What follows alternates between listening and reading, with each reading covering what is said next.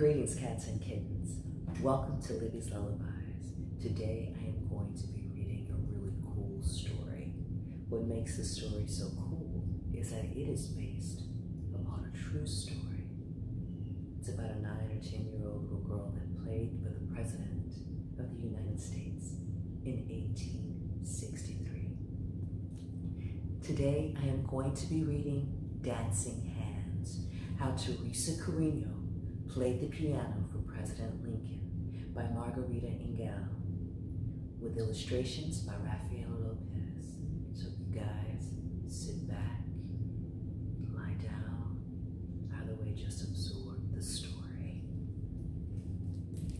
When Teresa was a little girl in Venezuela, Mama sang lullabies while Papa showed Teresita how to let her happy hands dance across all the beautiful dark and light keys of the piano. At first, making music seemed magical, but Teresa soon learned that playing a piano could be hard work. Sometimes she had to struggle to make the stubborn music behave, as she practiced gentle songs that sounded like colorful birds singing in the dark and light branches of a shade-dappled mango tree, and powerful songs that roared like prowling jaguars besides towering waterfalls in a mysterious green jungle. If Teresa felt sad, music cheered her, and when she was happy, the piano helped her share bursts of joy. By the time she was 6, she could write her own songs, and at 7, she performed in the peaceful chapel of a magnificent cathedral, playing hymns that shimmered like hummingbirds.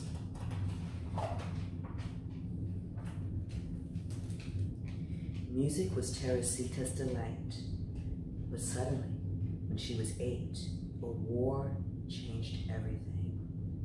Guns blazed, swords flashed, and poor Papa had to rush the whole family down to the seashore and onto his ship, into a storm where the wind howled, waves rolled, barrels tumbled, ropes snapped, and clouds bucked and kicked across the wild sky like angry mules. By the time the ship arrived in New York, Teresa felt lost. She was homesick. How could she ever play happy songs again in this unfamiliar country where she did not know a single friend? Few people spoke Spanish, and all around her, curious strangers stared and whispered as if her whole family belonged in a museum of oddities. Worst of all, there was fighting here too. The horrible Civil War, North battling South, as soldiers marched and newspaper boys hollered about victories, defeats, funerals, and fears. Without a new piano, Teresa would have felt even more lonely. But soon she discovered that wherever one is, some people are friendly, drawn together by songs. Musicians came to her home, playing along while they listened to the dazzling notes of her dancing hands. Determined to improve, Teresa practiced graceful waltzes and sonatas, booming symphonies and lively folk songs, her strong hands accepting the challenge of life's many dark and light moods. People began to call her the piano girl. Her picture was in the newspaper and on posters advertising concerts where she performed with great orchestras that invited her to play solos. Teresa triumphed in enormous theaters where children clapped and cheered while their parents stood up and tossed roses. With Papa at her side, she traveled to elegant cities, and by the time she was 10, the piano girl grew so famous that she received amazing invitations, including one so special that she could hardly believe her eyes. President Abraham Lincoln wanted her to play for his whole family at the White House. But the country was still at war, so Teresa arrived in Washington, D.C. at a time when freed slaves were signing up to be soldiers. The injured moaned, and nurses groaned from the sheer weariness of caring for so many fevers and wounds. Not long ago, the president's young son had fallen sick, Men argued about battles lost, battles won, speeches made, victories delayed. Teresa began to worry.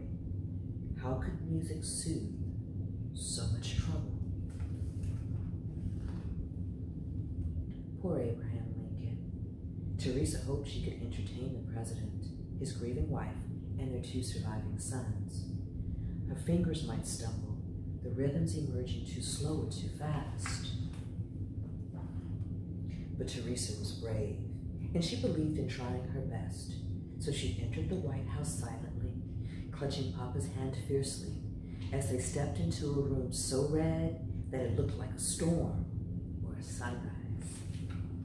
Teresa remembered how it felt to be a homeless refugee, and how lonely she had been surrounded by strangers, some of them rude and others kind. The memory of meeting past challenges now helped her fingers dance, celebrating the way life had turned out to be a mixture of all sorts of feelings, happy and sad. But the piano was poorly tuned, making her music sound ugly. What should she do? Refuse to play? She stopped, feeling discouraged, until Mr. Lincoln smiled kindly and asked for his favorite song, Listen to the Mockingbird. Teresa knew she could play this lively piece, even on an imperfect piano, so her fingers leaped across all the glorious dark and light keys, improvising the way mockingbirds do, the melody changing as she went along. Music swirled, twirled, and soared on the wings of sound. The president listened quietly to notes that rose, swayed, rippled, and dipped like a bird in the blue sky above a green forest. He closed his eyes, nodded his head, stretched his long fingers, and tapped the tips of his shiny shoes.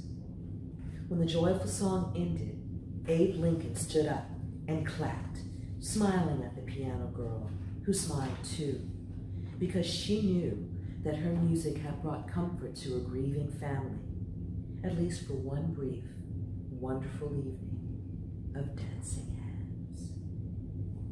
From then on, Teresa felt certain she would always be bold enough to share her musical courage anywhere in the world, simply by letting her fingers travel across all the beautiful dark and light moments of hope.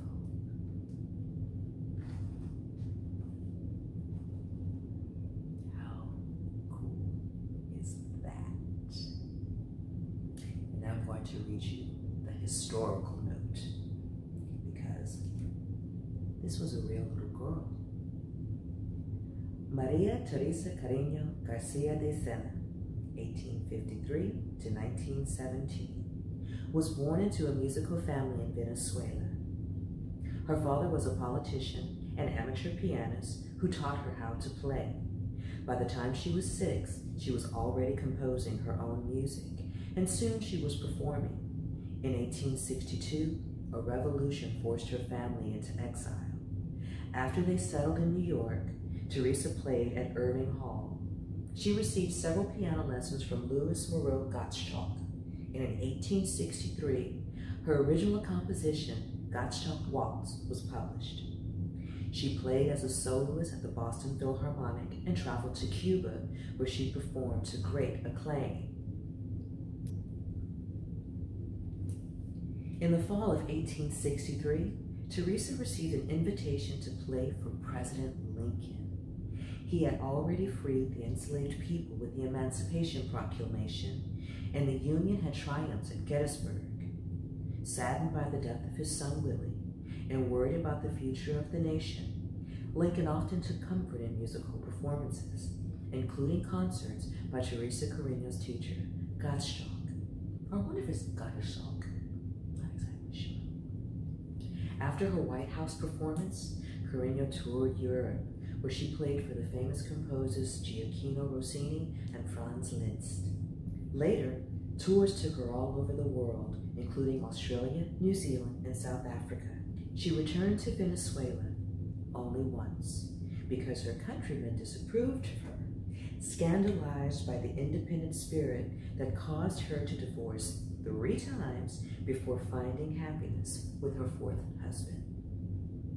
Teresa Carreno became known as a composer and opera singer, as well as one of the best pianists of her era, playing with such an intense spirit that audience members claimed that they could hear the power of tropical nature in her music. She settled in Berlin, but returned to New York during World War I. Her remains, concert gowns, and many of her documents were eventually returned to Venezuela, where she is remembered as La Leona, the lioness of the piano.